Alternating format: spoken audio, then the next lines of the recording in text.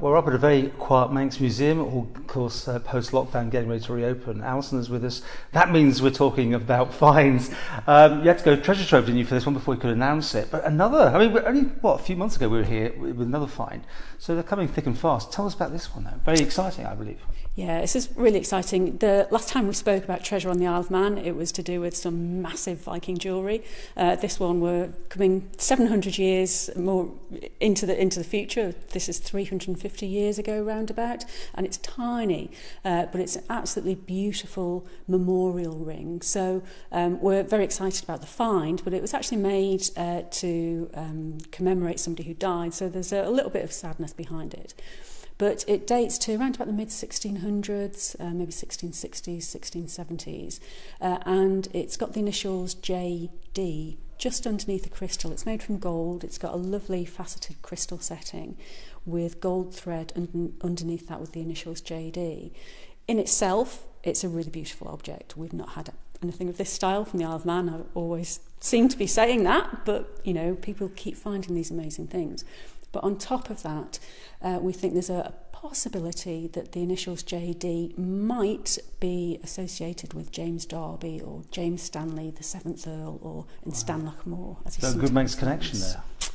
Yeah, potentially. Can you touch it? Can you pick it up? I can. Okay. Oh my goodness! Wow, that sparkles. What It is. That looks like a good go to jewelry shop and I know. Yeah, it's beautiful. Condition amazing. And it's only when you look really closely that you can see the sort of little idiosyncrasies Just hold that up to the camera there. Yeah. that make it seem a little bit out of the ordinary, that make it seem unusual. And you can see the fantastic crystal in the middle there with this setting. We were talking about this earlier, but it's still intact. Quite often when gold rings or other rings are found, the stone has long fallen out, but this has been so well made that the crystal's still in there really securely, and you can see these little leaf decorations on each shoulder, and you might just be able to see there's little tinges of black in there, and there would have been black enamel on those shoulders, so again to emphasise the memorial aspect of the object. Why has it been so well preserved? Was it in what it was, contained in the soil, or what? I think just because it's really high quality material that was used. It must be quite high purity with gold, because Lee did exactly the right thing, minimal cleaning when it came out the soil. If gold's high quality, it can be in the ground for 1,000, 2,000 years, come out pretty much looking the same way as it went in. So I think it's a testament to the quality of materials, and also the craft that went into making it as well. As I say, the security of the crystal in that setting is incredible, really. Any idea of the backstory? Would someone just have lost it, or would it be a burial, or what? I think it's most likely to be a loss.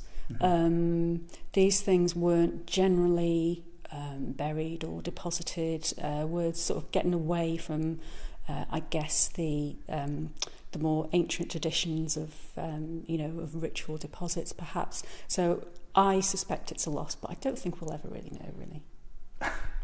What was it like when you saw that? It was amazing, and it was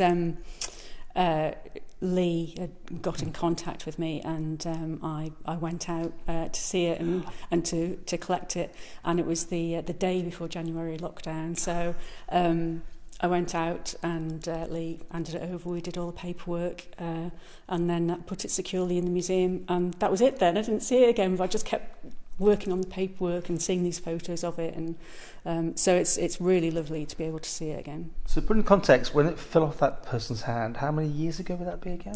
About 350. Wow. Yeah, so mid-1600s.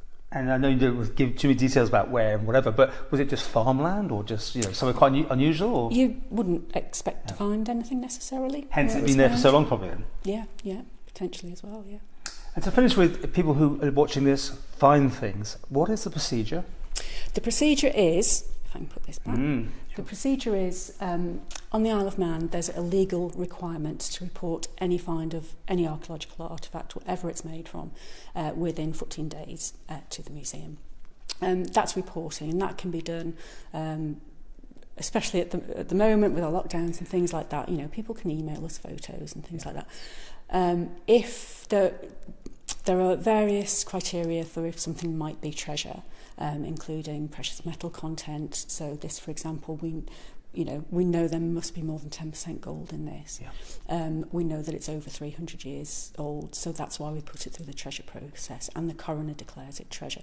But there are lots of other criteria as well for treasure. So we've got those two different things.